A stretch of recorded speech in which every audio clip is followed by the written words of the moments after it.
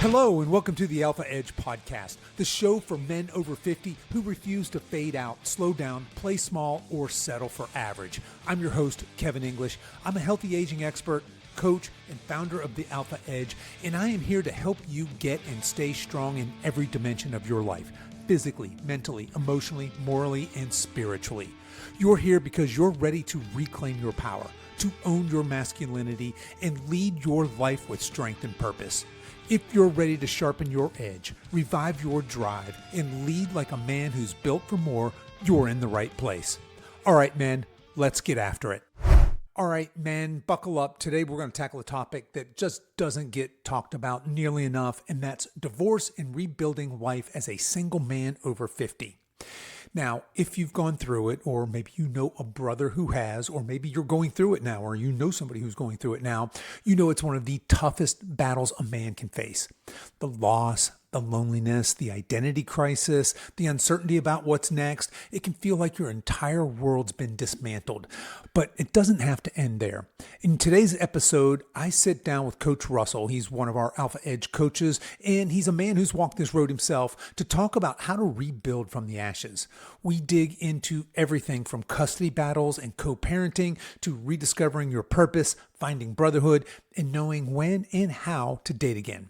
So this one's raw, it's real, and it's packed with some hard-earned wisdom. So whether you're in the middle of a breakup, helping a friend through one, or you just want to better understand what real strength looks like in the face of pain, this episode is for you. So without further ado, let's dive in. Coach Russell, welcome to the Alpha Edge Podcast, or I should say welcome back. It's been a little bit, brother. How's things going? Thank you, Kevin. Things smell great.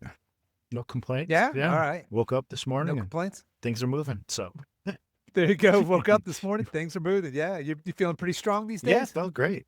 Yeah, great. Getting back into it. Yeah. I know you've been sharing kind of your personal journey with the men inside the Alpha Edge men's group there. So we've been keeping up with you, but I don't think the podcast listeners have heard from you in a little while.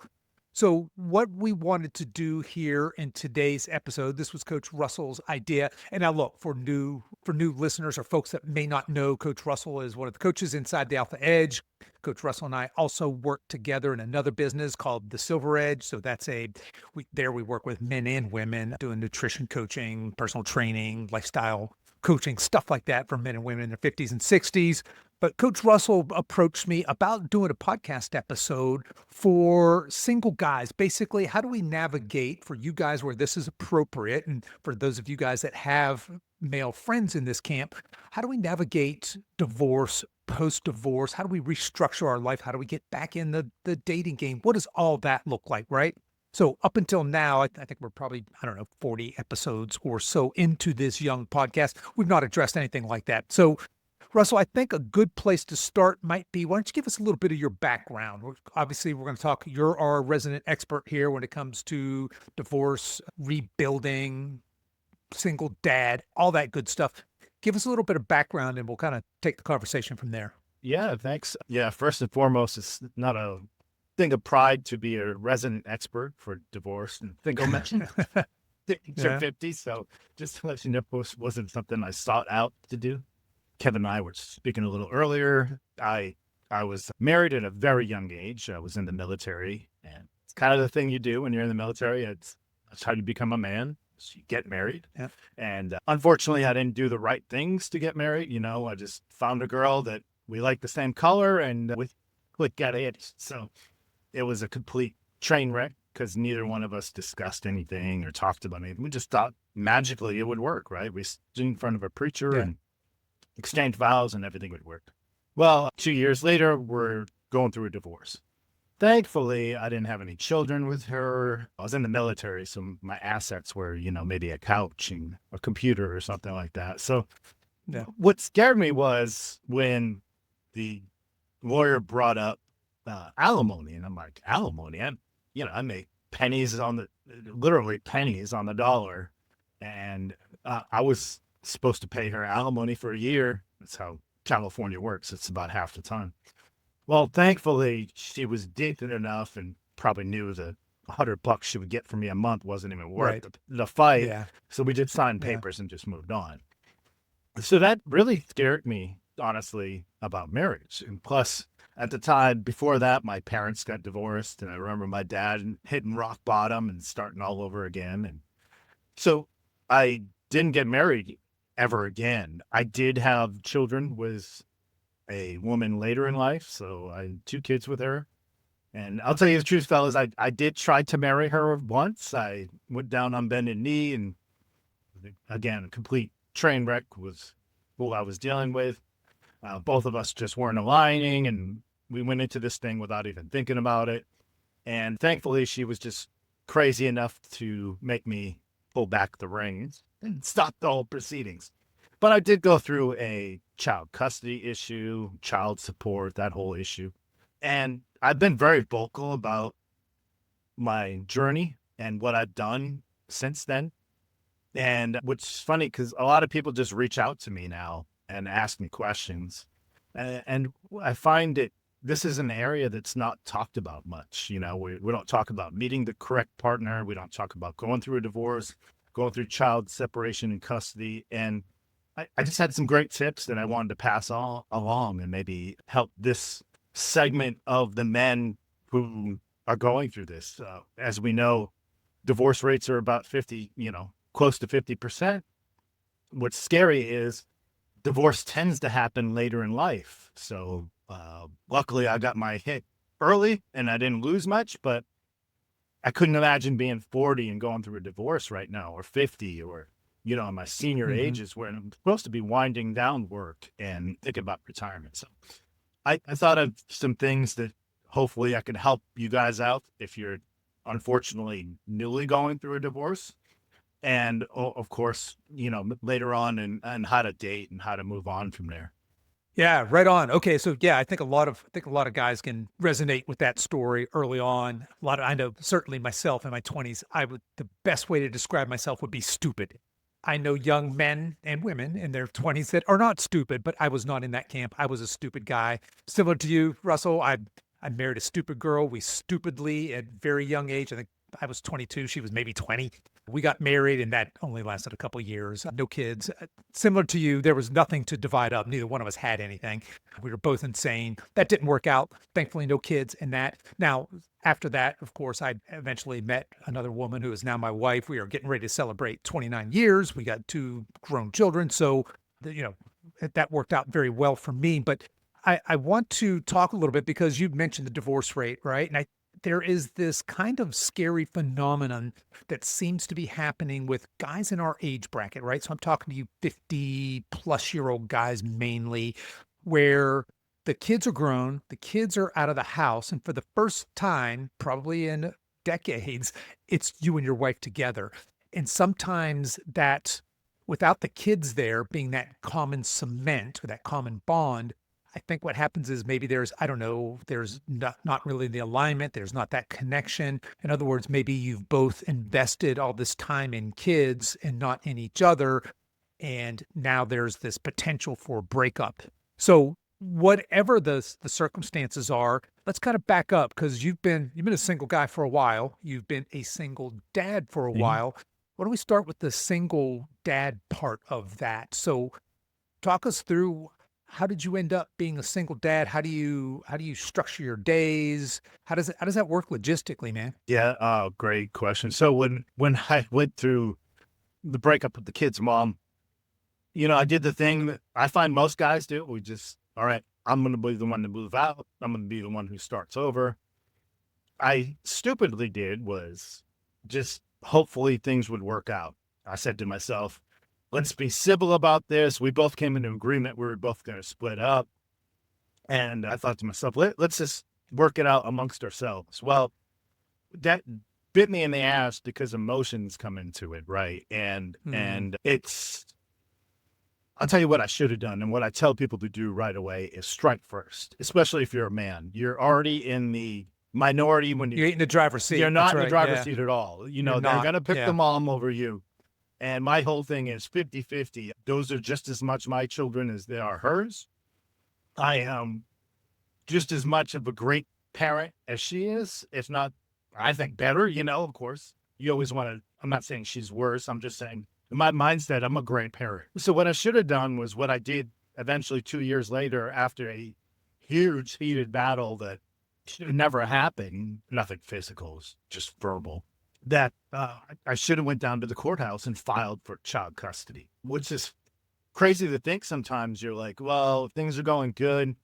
It doesn't hurt to have the paper, guys. Even if you two split up amicably and you're like, hey, things are good. I'll take Monday through Wednesday. You take Thursday through Saturday, whatever the case may be. I would definitely get paperwork done. And you can go down to any courthouse or a lot of them now have aides to help you file this stuff. What I did, I just went through a paralegal. Cost me like $800, probably the best $800 I spent it. This lady buzzed through all the paperwork. She's been doing it forever. And I was reasonable about it. I didn't say I want 70%, give her 30. No, I said 50-50. I gave up all my holidays because she has family around here and just did things right. And she was really pissed off that I did it, but it came to that blow. The problem is if you wait, they're going to strike first, and then you're going to be way behind the 8 ball. And this is where you come up short. So my goal with my kids was I am going to be, and I tell this to every dad, if you do nothing right in life, do this. Be there for your kids. If you say that you're going to be there Friday at 8, be there at 7:55.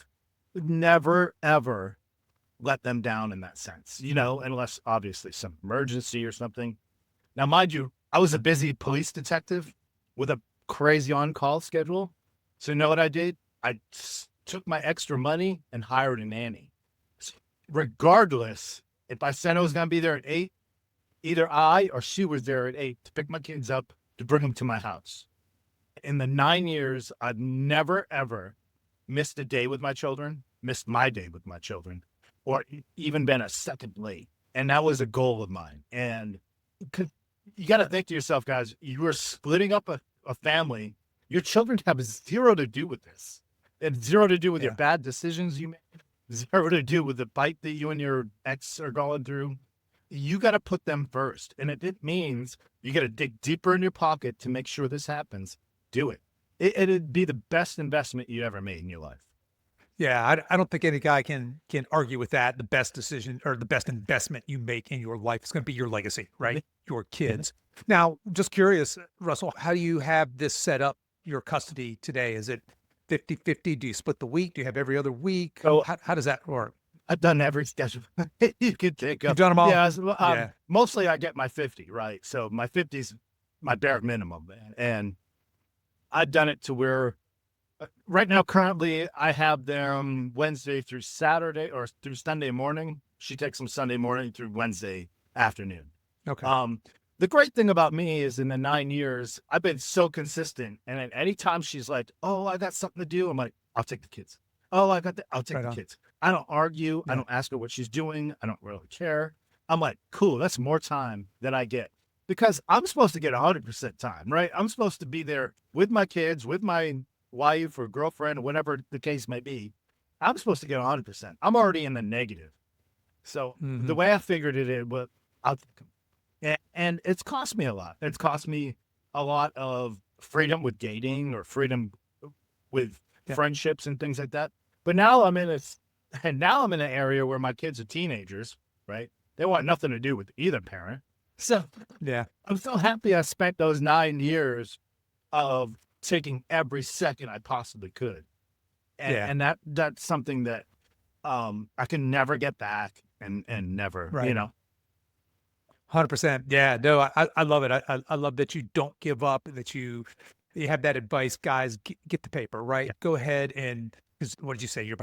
Men are behind the 8 ball when it comes to custody, and we are. So if you're in that unfortunate circumstance, just go ahead and be proactive in that. Just make sure that you're not leaving things to a verbal contract with somebody you have an emotionally unstable, potentially relationship with. So yeah, I love all that advice. Now, like you said, your guys are still pretty young. They're teenagers, right? Yes. They're some active young men that you got there in your life. So let's switch a little bit. I want to talk about kind of rebuilding.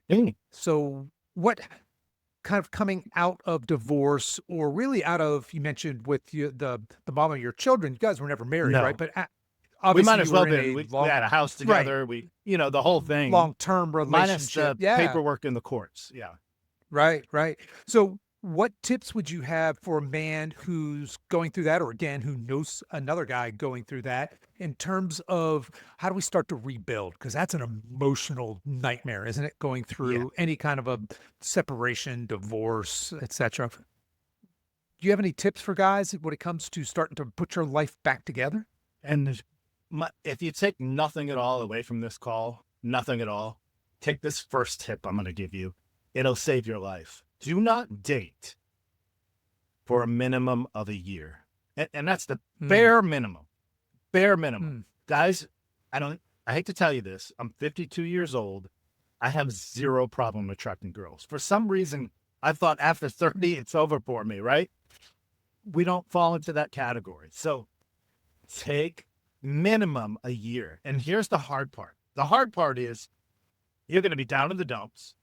You're going to feel Yep. like shit. Excuse my language. Yep. You're probably going to look pretty bad because you're in a long-term relationship. A lot of us don't keep up to our standards of our physical presence. Excellence. Yeah. Yeah. Sure. Yeah. You lost a lot of things. You probably lost hobbies or things that you used to do, right? So you're pretty down in the dumps. The other problem is your ex. She could be the next contestant on My 600-Pound Life and still get men after her, right? And that's going to be hard for you to stomach or look at, like, oh my God, she's doing so much better. But you got to think to yourself, what you're going to do, and I guarantee this, what you're going to do is you're going to date somebody immediately, right? What are you going to date? You're going to date the same person you just left, just in a different vessel. And you're going to go through the same problems, the same experiences. It's not in the first 6 months, it's going to be great, right? And everybody's relationship in the first 6 months is great. Yeah. After that, it slowly starts to tear apart, especially if you have that strong foundation of what you should be going after. So everyone's like, well, what do I do for the first year or two? Now, I went 2 years, a year or two without dating. Greatest question ever. Work on yourself. Love it. Right? Come on, This man. is where you Yeah. build yourself back up. And I always put this into build yourself up into the person that your ex could never date. Right? So this is where you build yourself up mentally, physically. You got a old classic car that's been sitting in the junkyard forever. This is where we restore that car. So now we're showing it off in car shows, right? And you do things like get a hobby, because what you're going to have is a lot of downtime. And this is where it gets destructive, because you're like, oh my God, let me just go on this dating app. Oh, she looks great. Again, it's going to be your ex in a different vessel, right? And you're going to make the same mistake over and over again. What happened was you get this clarity after a year or two off of dating, and you start realizing, oh my God, I'll see something I'm very attracted to down the street, right? And then as soon as they walk closer and closer to me, I'm like, oh, red flag, red flag. I see all the things I should avoid. Whereas before, I would never see that. You get strange clarity. When I say get a hobby, it's like to fill time. I always put this in a great perspective. Have you ever gone to we have this place out our way where it's a small landing strip. And these men are out there with their airplanes, their remote control airplanes. Oh, yeah. Yeah. I've never seen a happier group of men in my life, right? You go to someplace where men are fishing, right? You've never seen a happier group of men in your life. You're like, right on. What Yep. in the hell? Then go to that pumpkin patch, right? Where everyone gets dragged to. You'll never see more miserable men in your life. Yeah. So, Yeah. think of that. Get a hobby. Work on a side hustle. Get something to activate that brain. Get it going again. Get something you're passionate about. And this will help you build yourself up into a better person. What this also does is kind of screw you later for dating, because you're not going to accept what you used to accept. So you find your standards are way higher. And it just, I can't tell you, if you just work on your mental, physical, and like I said, get a hobby, get something to fill in those downtime. Get in a group of men. Like go for hikes, go fishing, go Go do something that or learn some new hobby, like something like I said, flying remote control airplanes. That'll take up 99% of your time, And Yeah. it just makes you a better person. I can't go into that more and more because I find too many men go and they marry the same person they just left. And this is why those divorce rates, did you know, second, you're in an extreme category, Kevin.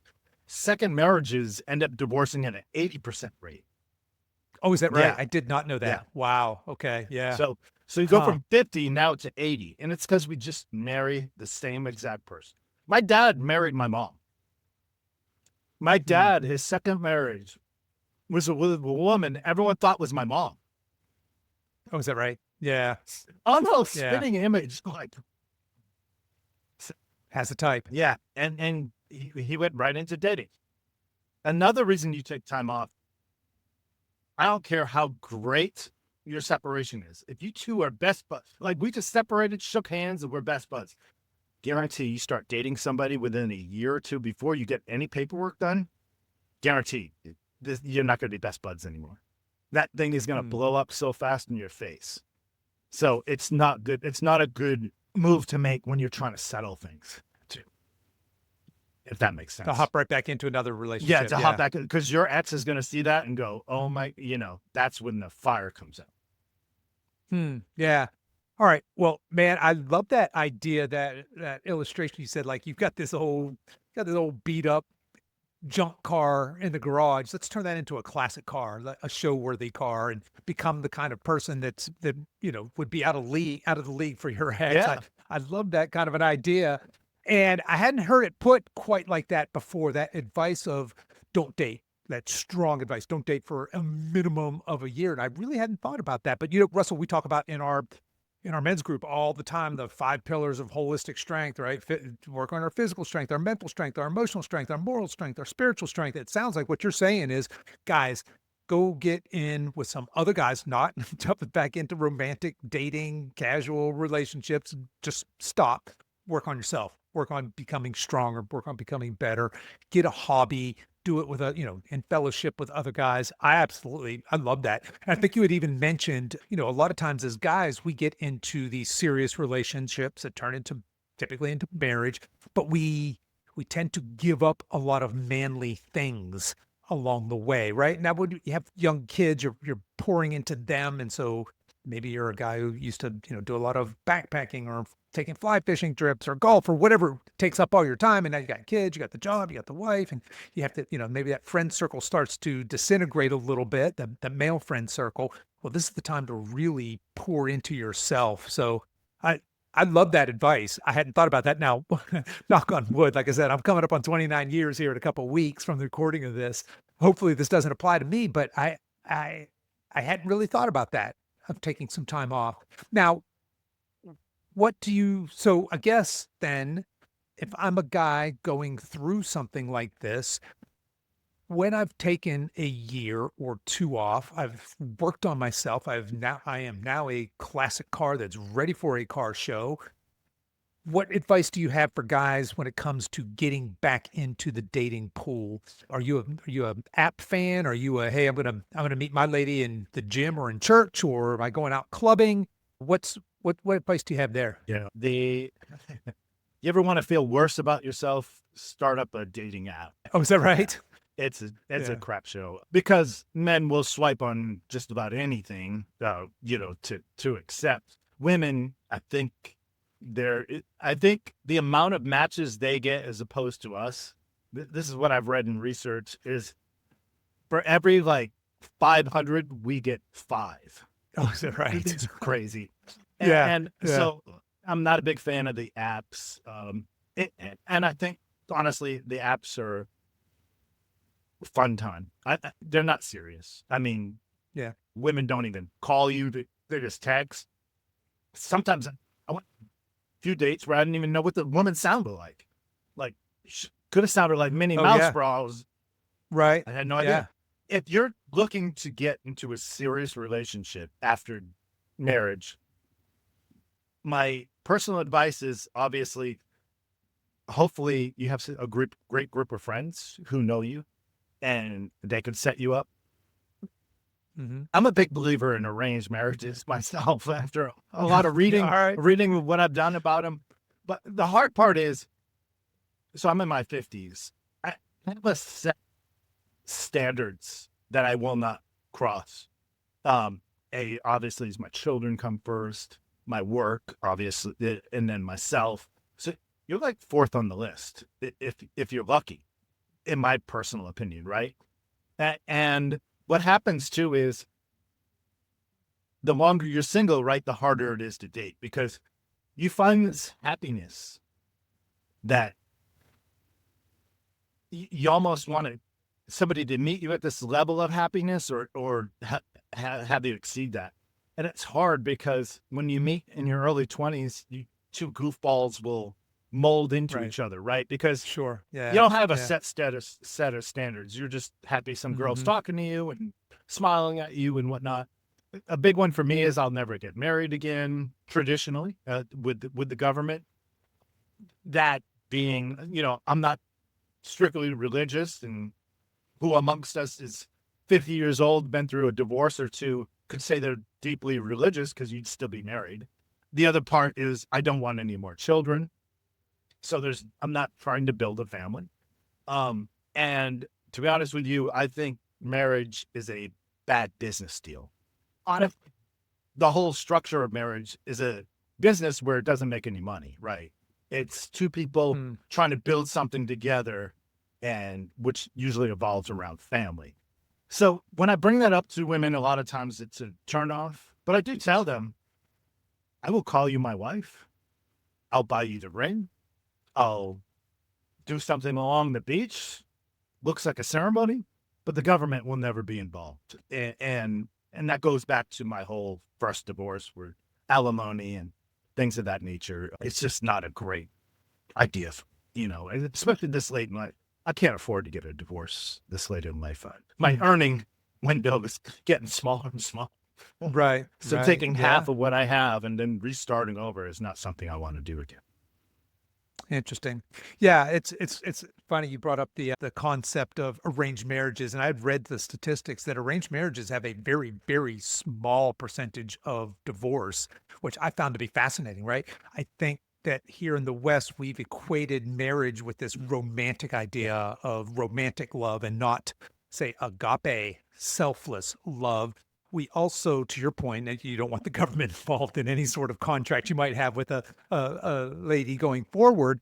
I think that when we look at marriage, if you look at it purely from a secular standpoint, right? So somebody who's not religious, what you have is a contract. And a contract says, hey, there's terms and conditions. If you do this, then this. If you don't do this, then this. And the same terms and conditions apply to both parties, right? And we agree on those, or maybe not so much, but we're signing a contract basically. Whereas in a more spiritual or religious setting, that is a covenant. That's a covenant that's probably closer to an arranged marriage. It says, hey, there are three parties involved here. There's me, my spouse, and God, and we're making this covenant and we are working together as a team to go through life. So a little different take on the whole government marriage versus, again, a quote unquote, putting in air quotes, religious or spiritual type of a marriage. So that distinction between contract and covenant. Now, you had mentioned I'm interested in this idea of, because look, when I was 20, I didn't have any standards. I certainly didn't know what they were. I do have standards now. I have very high standards and I know exactly what they are. I've spent some time really understanding this is what I believe in, this is what I don't believe in, and here's where I'm currently investigating things. But I know what my standards are. I have a mission statement and I'm driven towards that.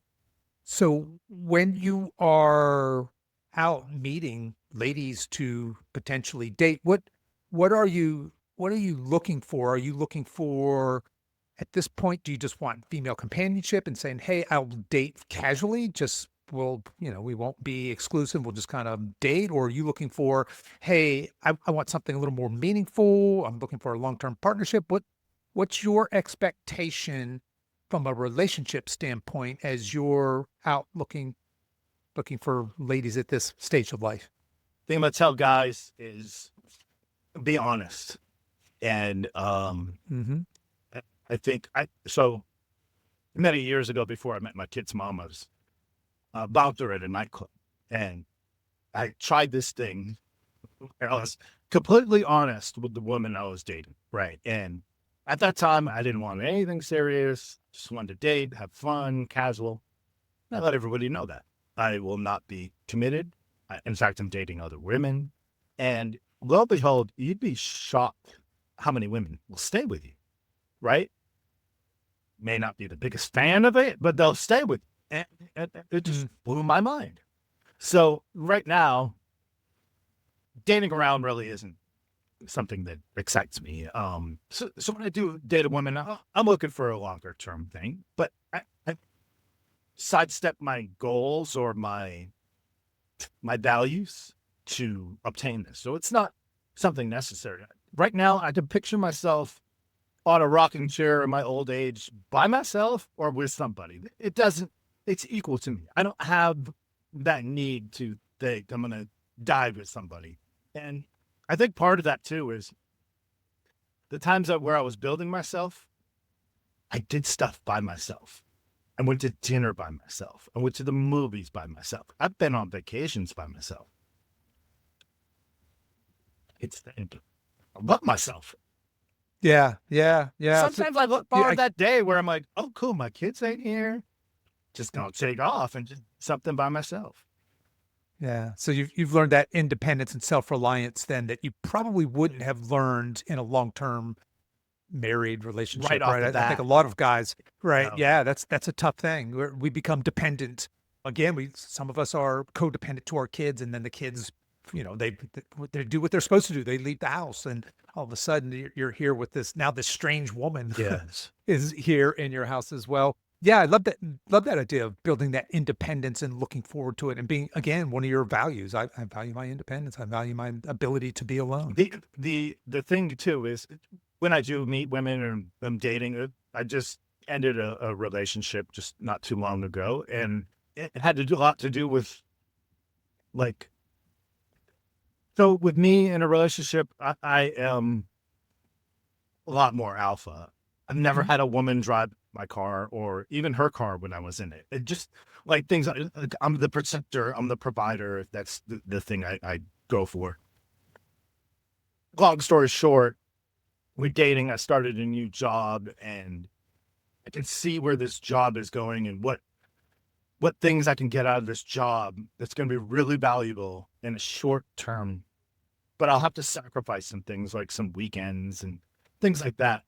And the person I was with wasn't willing to go along with that, right? Wanted more time and more time.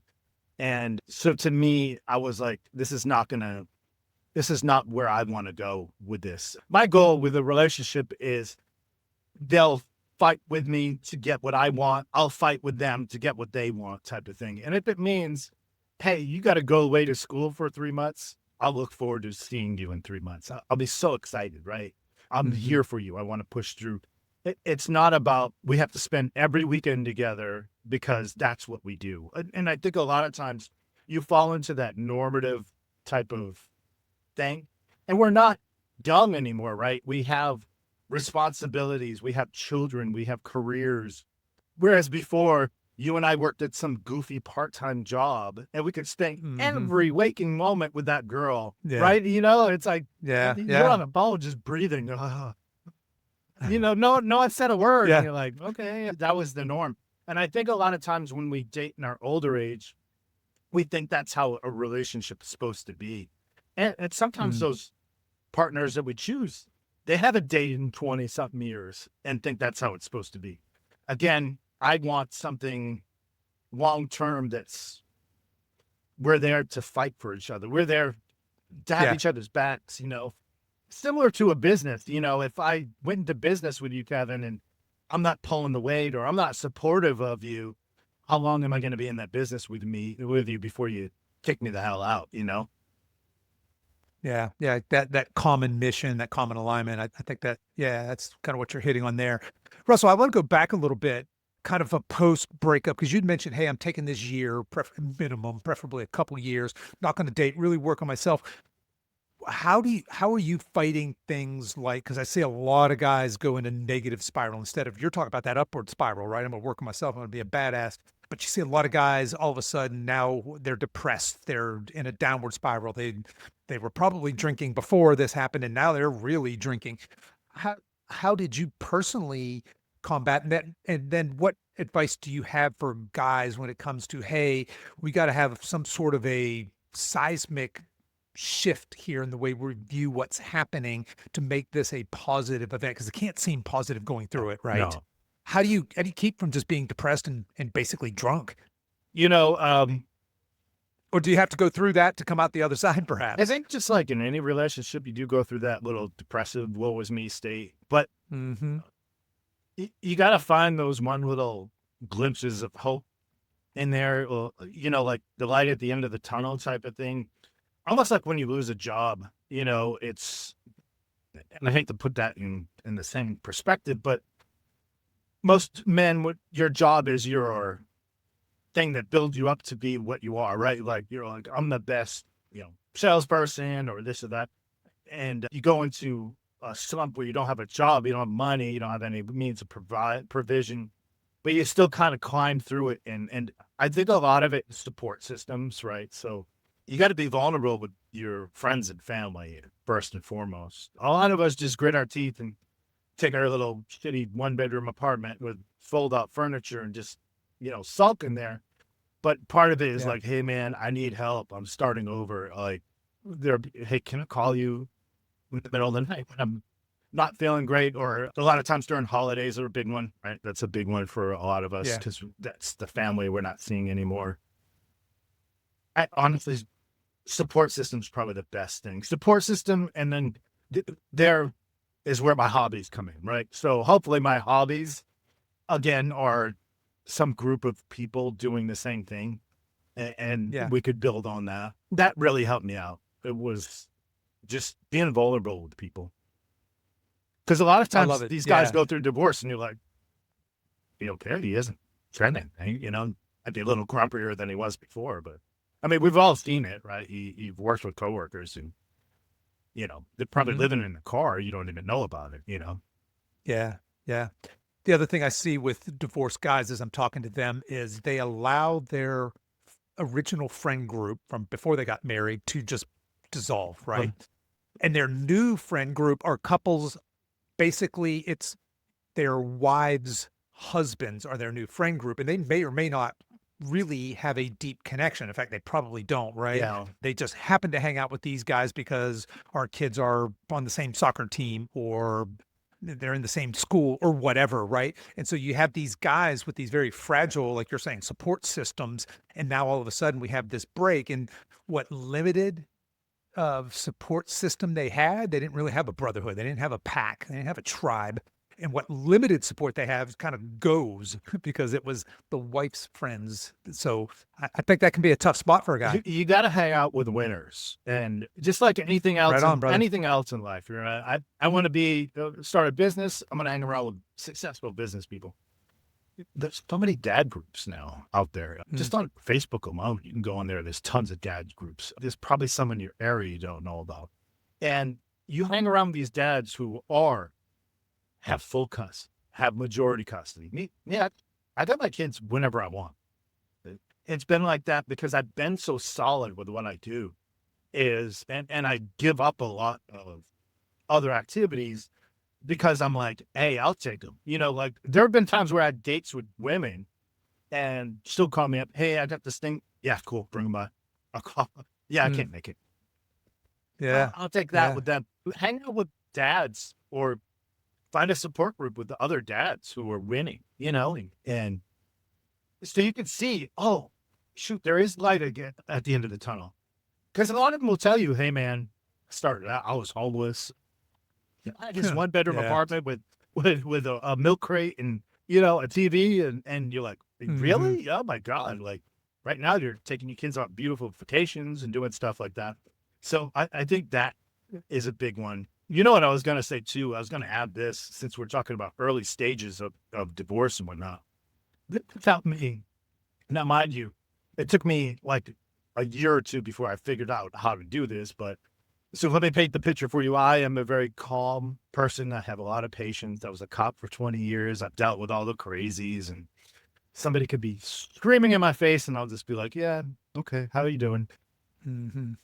Well, when you have the emotions of the ex and your children and assets and all this other stuff, that kind of goes out the window sometimes, right? So what they'll do is, I don't know if they do it intentionally or unintentionally, because I probably do it to her too. We'll have a conversation. There'll be some trigger word that's thrown in there. And oh boy, it just explodes. Well, I was in this busy gym and I was talking. She called me. Of course, I picked up the phone. Hey, what's going on? Said something to spark me off, and we just started going at it. And before you know it, here a calm, cool, collected Russ is grinning at the top of his lungs in the gym. And I was like, oh my God, it's so embarrassing. I can't believe Mm-hmm. I everything was blinded out, right? And I'm like, oh my God, I can't believe this. So from there on, I came up with this rule, and I tell this to all my guy friends. It's a 24-hour rule of communication. I don't talk to her on the phone really too much. It's usually through text or email, and most of that is to have documentation, just in case, right? Just in case. And I know a lot of people say this is kind of like scare-tastic stuff, but guys, you are living out of your home. It's not like you're living with the same person you were living with when you got married. So have documentation, and the rule is you don't answer that call or text or that email or text for 24 hours. Unless it's something like important, like, hey, the kids need to be picked up at 8. All right, cool. Yes. Yeah. Yeah. But if it's anything else, 24 hours. And what happens is I'll write it in my notes. I'll answer in my notes. I'll be like, Kevin, it'll be a 3-page tirade. Oh, is that right? Oh God, dude, it's 3 pages. And I'm like, yeah, get that out of your system. I go to bed. Yeah. I wake up the next morning. I read it, and I'm like, God, that's a fight. That's a fight. That's a fight. That's a fight. It's down to 2 lines. Yeah. Okay. Yeah. I'll do this, or no, I won't do this, or whatever. And I'm like, wow. Yeah. I would have spewed all that, and it's made our relationship so much better. Now, 9 years later, I could talk to her, but we also have this rule where if you feel the trigger to start going in, I give you permission to hang up with me. And the same goes for her. Yeah. I'll hang up with her. Yeah. I'll do my little walk, calm down, cool off, whatever it takes. I'll call her back. That's a great idea. Yeah. Or I don't like that idea for this reason. And it's worked. It's been a miracle. Yeah, because at the end of the day, with kids in the mix, you've got to figure out some sort of working relationship with an ex. You just do, right? I mean, that's just a fact of life. And if you're constantly being emotionally triggered in these situations, man, that's no way to go through the rest of your life, is it? Right? That's tough. It's not good for you, not good for her, certainly not good for the kids as well.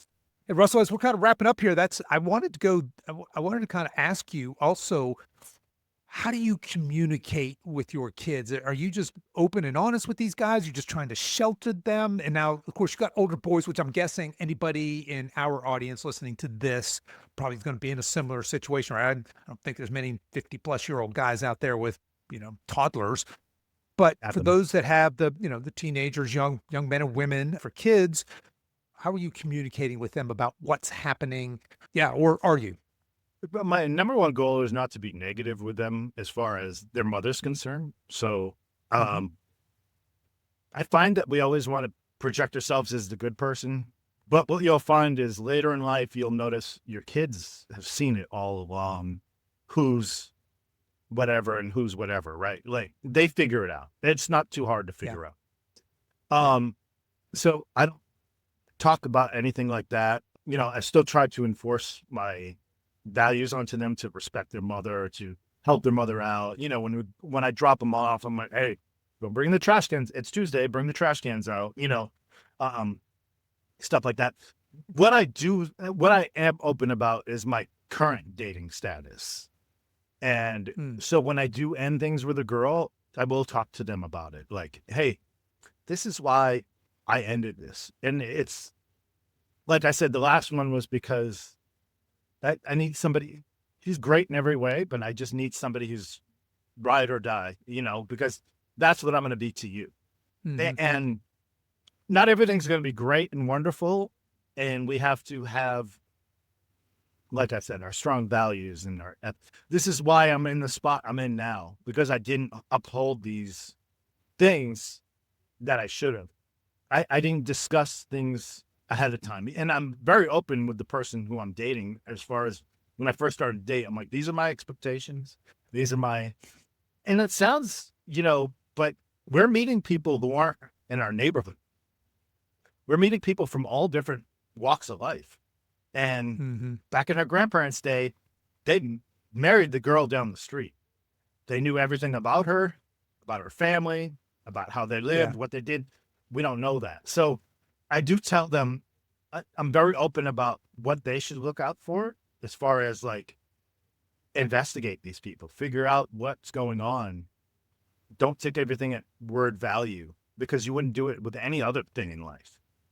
And I do tell them my first and foremost goal is to have a happy, cohesive relationship. And if I'm not going to have that, I give chances. I'm not complete tyrant. He says something, I'm like, no, get out of here. And, I think that's part of it. So I try not to talk anything about their mother and I, other than like maybe things I would have done differently dating. And I'm not saying it's her fault or I do take blame for my stuff, but I don't try to put blame on her. So that's a tough road to navigate, especially when you're dealing with the other person. But I try to put it into the people that I date now, or what I'm looking for now. So if that helps. Yeah. Yeah. Interesting. And let's see, Russell, are your boys, are they old enough to date? Are they starting to?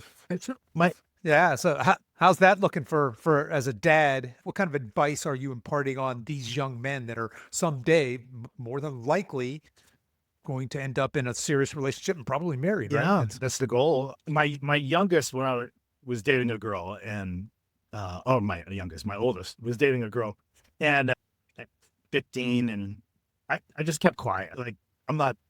It's 15-year-olds, right? So my goal is for him not to get, oblivious, just used and hurt and whatnot. But I just let things go.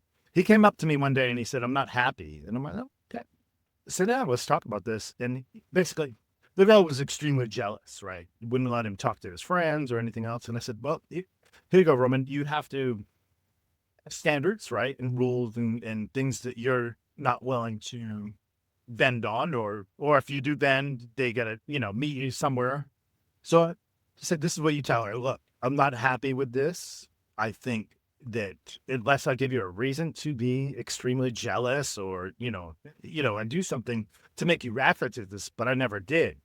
And then see what happens. So he did that. I was surprised he did that. Went to the girl, had an open conversation with her. She said, "Okay, I'll change." And then 2 weeks later, he's like, "Dad, nothing's changed." And I said, "Okay, so here's where you make a decision. Do you want to live like this forever? Or, this is where you part ways." Parted ways. And he did it like a true gentleman, said, "Look, things aren't working out. I'm not happy. I wish you the best." Da, da, da, da. And I was like so excited over that, because he came to me for advice, number one. And it was over something like that, where I was like, I understand. I've been in that situation, Yeah, it's just it's kind of interesting just watching the way the world works, and then watching your little toddlers turn into kids, turn into teenagers, start dating, and just watching the circle of life there, man. Absolutely love so it. I've been building out real quick. I just been building out a little thing for them of questions to ask somebody for a permanent relationship. Oh, I love it. And Yeah. I'm going to try to go over that with them when they get a little more serious. Things I wish I knew, or to ask for, or to talk about. So that's just something in my head. I'm still working on it. Yeah. Yeah. Okay. Yeah. Right. Because a young man, if I can remember back that far ago, we're driven by, look, a pretty girl, she smells nice and she laughs at my jokes, and all reason and logic is out the window, Well, man. I'm in, I'll right? tell you, it happens And now too. it happens now too. All right. Yeah. Look, like I said, I've been married for almost 30 years. It still happens to me with my wife. So that's God's design, and that's a good thing, the way I view that. So absolutely love it. Well, Russell, let's see here. What final words you have for again, men who maybe have gone through this, are going through this, or perhaps have friends going through this? Where do we want to end here? Just like I said, you're the rusted old classic sitting in the junkyard. Let's slowly start rebuilding yourself, right? Get new tires, Yeah. get new rims, fix up the engine. Right? It's not going to happen overnight. And this is why I give Yep. that long window. When you do this, you become somebody that you never thought you would be. You went through, and I think too, when you go through such hard struggles and you reach a goal, it's so much better than winning the lottery and just getting money for credit. So, of course, I don't want this to happen to anybody, but when you do, work on yourself for those 1 to 2 years. Be something that you would never were before, right? Build yourself up to something better and focus on like supportive groups that'll support you in your journey and what you're going through, and be vulnerable. I can't say it anymore. Be vulnerable and let people know what you're going through. Work on yourself, get a pack of men, get that close inner circle of guys that have got your back and they're going to call you up, call you out if you need it, give you the kick in the butt or the hand up, depending on what you need. Absolutely love it. Well, Russell, I want to thank you so much, man, for coming on and being vulnerable and sharing your story, your wisdom with us. I mean, you and I talk all the time. We talk every week, and I learned a bunch about you today. So I appreciate your insights, man. And hopefully the listeners out there got some valuable information there. Thank you. Appreciate it.